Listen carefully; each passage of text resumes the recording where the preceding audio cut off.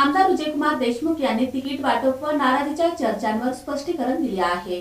भाजप आमदार विजयकुमार देशमुख यांनी तिकीट वाटप व नाराजीच्या चर्चांवर स्पष्टीकरण दिले। त्यावेळी उमेदवारांची यादी किंवा तिकीट वाटपाचा विषय नसल्याचे त्यांनी स्पष्ट केले। संध्याकाळी प्रदेशाध्यक्षांनी बैठकीसाठी बोलवले होते, मात्र आईच्या प्रकृतीमुळे मुंबईला जाता आले नाही असे त्यांनी सांगितले। उमेदवारांची यादी पालकमंत्री जयकुमार गोरे यांच्याकडे पाठवली असून ती स्वीकारण्यात आली आहे, मात्र त्यावर सध्या चर्चा सुरू आहे। त्याच चर्चेसाठी भेट झाली असे त्यांनी स्पष्ट केले। काल मी नाराज होतो त्या प्रश्नावर, म्हणजे तिकीट वाटपावरनं नव्हतो।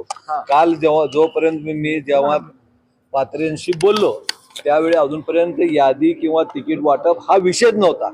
संध्याकाळी आपल्या या प्रदेशाच्या अध्यक्षांनी आम्हाला बोलिवलं गेलं, पण तुम्हाला माहिती आहे माझी अडचण काय, मी इथनं हलू शकत नाही, मी माझ्या आईच्या कारणामुळं, त्यामुळं मी गेलो नाही। पण यादी मात्र त्यांना पालकमंत्री साहेबांकडे पाठवलं होतो, एवढं खरं आहे। राजीनाम्याची यादीच्या संदर्भात आता पाठवून दिले, त्यांच्यावर चर्चा आहे, ती यादीचं हे चर्चा करण्यासाठी मी आलेला आहे।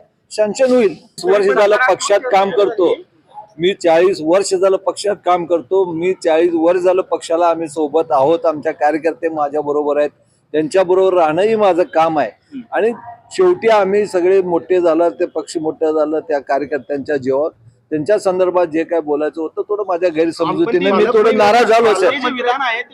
नाही, मी सांगलं जे काय बोललो माझ्या गैरसमजुतीने झालेलं ते माघार। राजीनाम्याच्या चर्चा चुकीच्या असल्याचेही त्यांनी सांगितले। मी गेली 40 वर्षे पक्षाशी निष्ठावान असून माझे कार्यकर्ते माझ्या सोबत आहेत। कार्यकर्त्यांबाबत काही गैरसमज झाल्यामुळे थोडी नाराजी व्यक्त झाली होती, पण आता कोणताही संभ्रम नाही आणि सर्व प्रश्न चर्चेतून मार्गी काढले जातील असे आमदार देशमुख यांनी सांगितले।